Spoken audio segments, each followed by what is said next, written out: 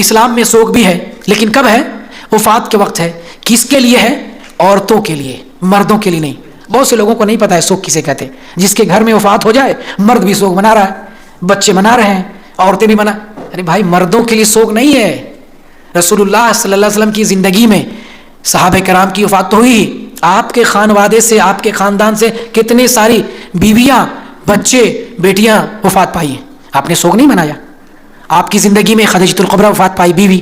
آپ کی زندگی میں زینب وفات پائی، بیوی، 2 بیوی کی وفات ہوئی۔ آپ کی زندگی میں 4 بیٹیوں میں سے 3 بیٹیاں وفات پا گئی، رقیہ، زینب، ام کلثوم، 3 بیٹیاں وفات پا گئی۔ آپ کے 3 بیٹوں میں سے صرف فاطمہ زندہ رہی تھی، آپ کے وفات کے 6 مہینے تک زندہ رہی تھی۔ آپ کے بیٹے، 3 بیٹے، عبداللہ، قاسم، ابراہیم، 3 بیٹوں میں سے تینوں کی تینوں وفات پا گئے، لیکن آپ نے غم نہیں منایا، آپ مرد۔ تو مردوں کے لیے سوگ نہیں ہے۔ سوگ کس کے لیے ہے؟ صرف عورتوں کے لیے۔ آئیے بخاری کا حوالہ دیتا ہوں، صحیح بخاری کی حدیث، حدیث نمبر 317۔ ام عطیہ رضی اللہ تعالی عنہا بیان کرتی ہیں، ہمیں حکم دیا جاتا کسی میت پر 3 دن سے زیادہ سوگ نہیں کرنا۔ ہمیں سے مطلب عورتوں کو 3 دن سے زیادہ سوگ نہیں کرنا، سوائے شوہر کی وفات کے کہ اس پر 4 مہینے 10 دن سوگ کرنا ہے۔ تو یہ سوگ کن کے لیے؟ صرف عورتوں کے لیے۔ اور اگر کوئی قریبی ہو، باپ ہو، بیٹا ہو، بھائی ہو، عورت کتنے دن؟ 3 دن سوگ منائے گی۔ شوہر وفات پا جائے کتنے دن؟ 4 مہینے 10 دن۔ اچھا، سوگ کسے کہتے ہیں؟ آپ سے پوچھو، بتا سکتے ہیں سوگ کسے کہتے ہیں؟ رونا، ڈونا، چلانا، چیخنا، بال نوچنا، گریبان چاک کرنا، اپنے آپ کو لہو لہان کرنا، یہ سوگ ہے؟ نہیں، یہ سوگ نہیں ہے، اس کا نام ماتم، یہ حرام ہے اسلام میں۔ سوگ کہتے ہیں ترک زینت، زینت کی چیزوں کو چھوڑ دینا۔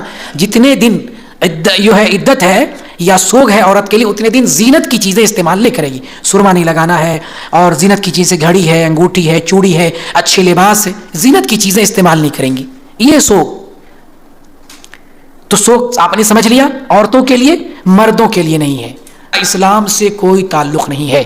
تعزیہ کے نام پر، واقعہ کربلا کے نام پر، شہادت حسین کے نام پر ماتم کا جو کام کیا جاتا ہے، ڈھول، تاشے، رونا، دھونا، آگ پہ چلنا، لہو لہان کرنا، چہرے اور بدن کو لہو لہان اور گھائل کرنا، زخمی کرنا، اسلام سے اس کا دور دور تک تعلق نہیں ہے۔ بخاری کی حدیث ہے 1200، یہ بھی حدیث ہے 1297 نمبر کی۔